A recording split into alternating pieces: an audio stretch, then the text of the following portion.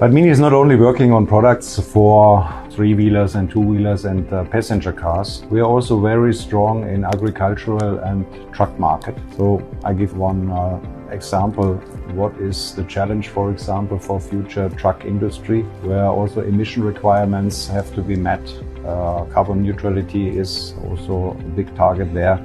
So there is alternate fuels what are currently in investigations to reduce the emissions. And we are working, for example, here with a very global premium truck manufacturer to develop a specific valve which is used in the turbocharger to have supporting different functions, which is on the one side a typical wastegate application.